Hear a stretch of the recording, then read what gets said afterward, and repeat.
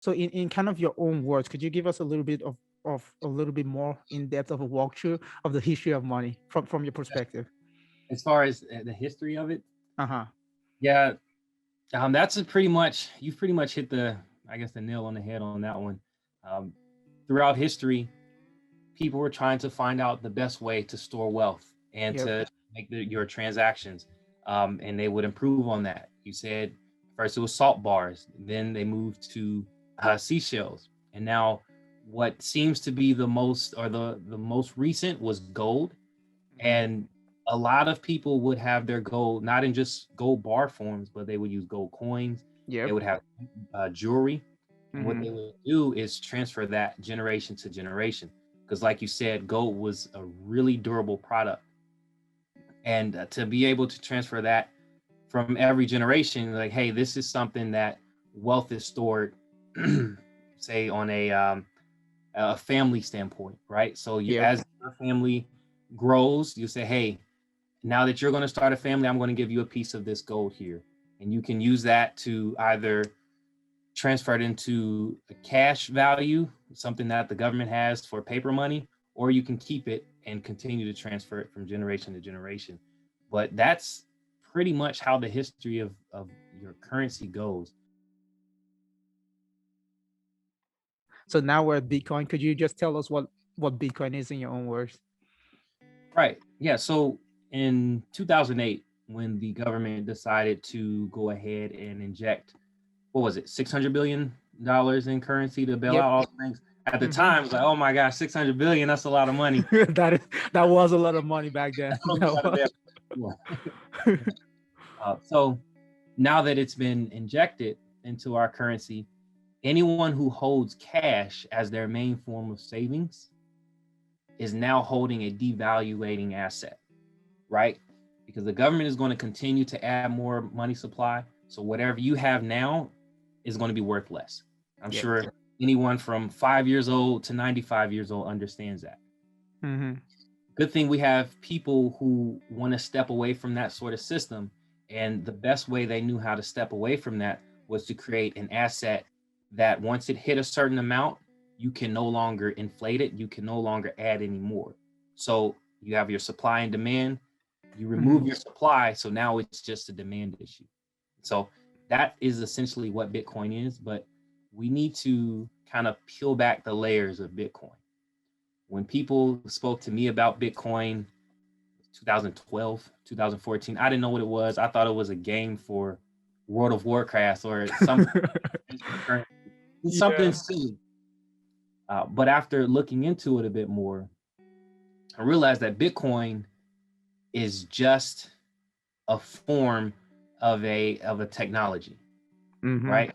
Bitcoin runs on something called blockchain. All right, so let's describe what blockchain is. Well, blockchain, the best way I know to describe it is you've got this cube, and inside of this cube, if you open up the cube, you can look into it and you'll see three main parts. The first part of the cube is what it is and what it does. The second part of the cube is its physical features, like, hey, I'm cube number 1, 2, 3, or whatever. The third part of the cube is who has come before me.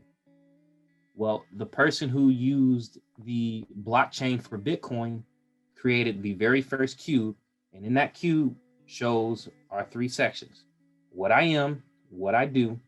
The second part is who am or what I look like, right? I'm number one, I'm the first block. And then the third part of the cube is who has come before me. Well, there's no cubes before this first cube.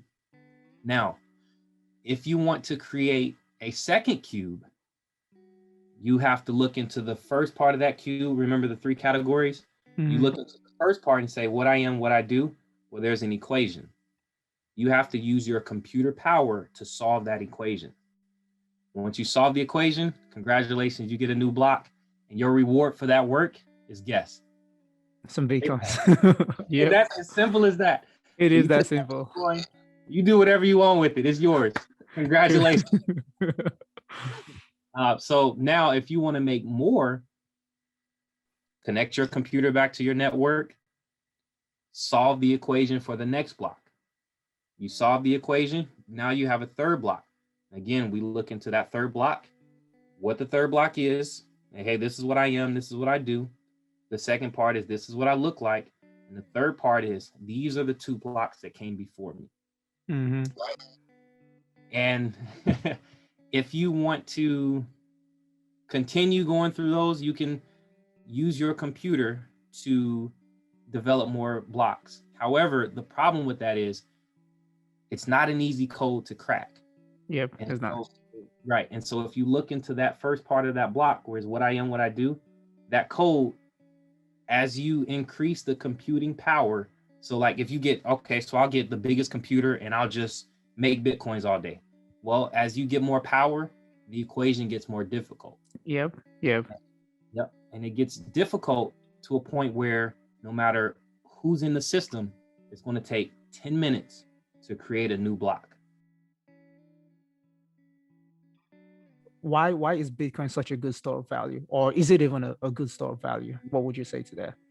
Yeah. So when you're storing value, obviously you want to make sure what you're storing is valuable, right? Like it won't break Sure. down over time. It Mm-hmm. won't disappear. And the best way to secure a digital information is to make sure it doesn't get hacked or corrupted. Mm-hmm. Well, if someone wants to go in and create Bitcoin nefariously, right? They'll use their computer to modify a certain block so they can get all the Bitcoins for the reward or whatever.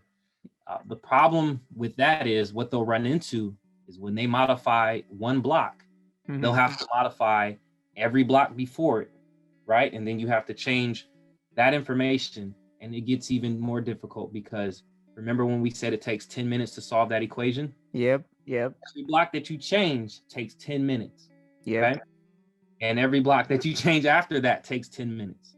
Yeah. Now, okay, you have a fast computer. I can do that. But when you make that correction, you send it out to the Bitcoin mining network. Because remember, Bitcoin is decentralized. Yep. You can't go into the mainframe, hack that, and then say, hey, now I got all these Bitcoins. You have to hack every single person's computer who's on the mainframe or on the network. And every time you hack the block, you have to take 10 minutes to hack each block. So Yep. you can spend all that time trying to hack every single block on the network, Uh-huh. or just play along and create one more block. So True, true, true. yeah, that's the safety portion of it. Yeah, it's really safe. I really so the guy who created Bitcoin, Satoshi Nakamoto, whoever he or she may be or they may be, so yeah, it's embedded in the code of Bitcoin. Okay, it has to be a consensus algorithm, like you said. It's decentralized. So pretty much you have to capture over 50% of the network, 51% of the network to take over the whole network. And in some situations, like someone could say, hey, okay, I can do that, right? This group of miners can do that, right? Guess what happens? It just creates a hard fork of the code. So the actual Bitcoin network still keeps going, Right. but the forks, if the forks stay, then they become a currency of their own. That's how we have Bitcoin SV, BSV, Bitcoin store of value, and Bitcoin Cash, which is different from the actual Bitcoin, and they trade significantly lower than the actual Bitcoin. So yeah, I feel like Bitcoin is the strongest form of money we've ever seen. It's like it's never been hacked since what 2009 when it was created till today.